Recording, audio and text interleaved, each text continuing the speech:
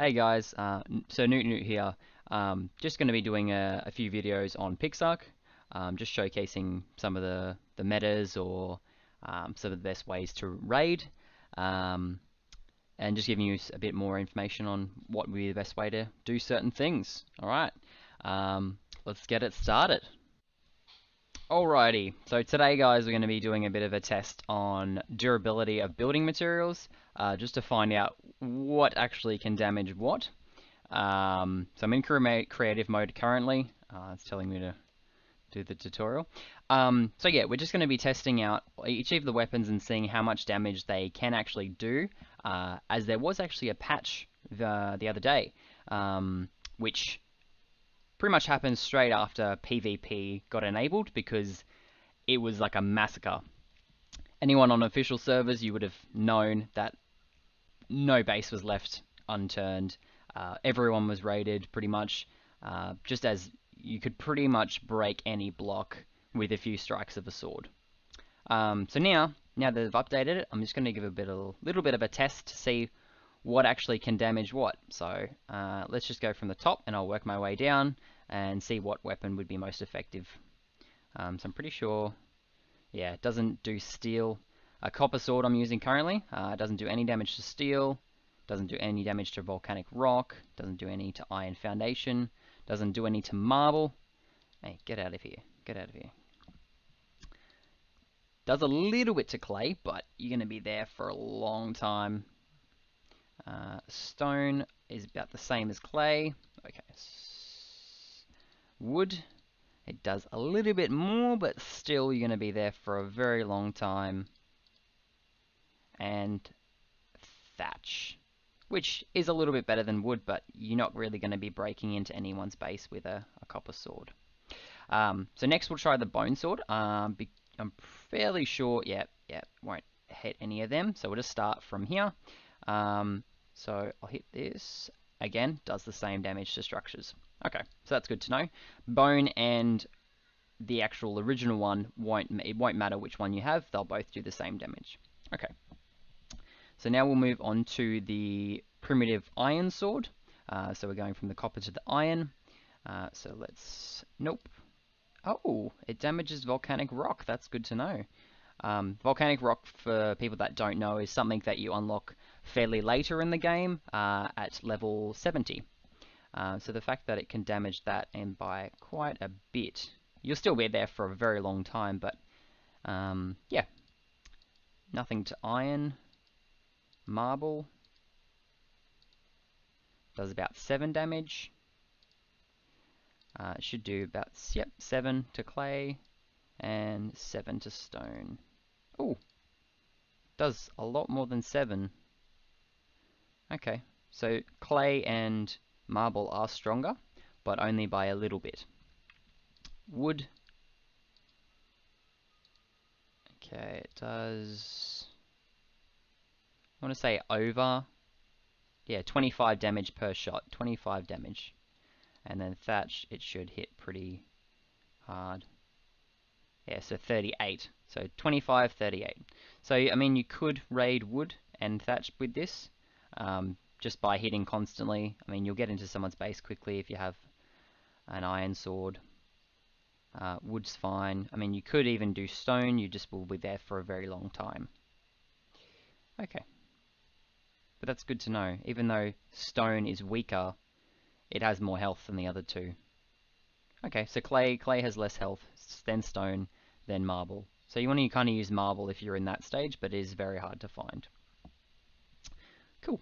Alright, and the bone sword should do the same damage, which it looks like it's doing.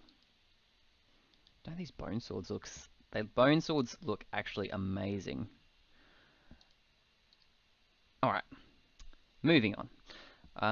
Let's start with a steel sword. So steel you don't normally unlock till level 70, but you can actually find it in dungeons, which is a great way to level up and find material that you can't easily find early in the game.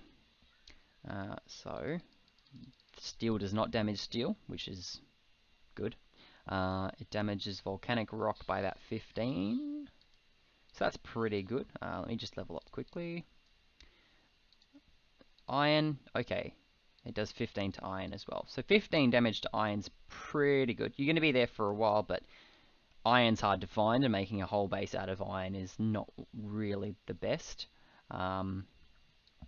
Marble, again, 15 damage. I have a feeling... No, okay, it does a lot more. About 30, 29. Is that 29? Yeah, so 29.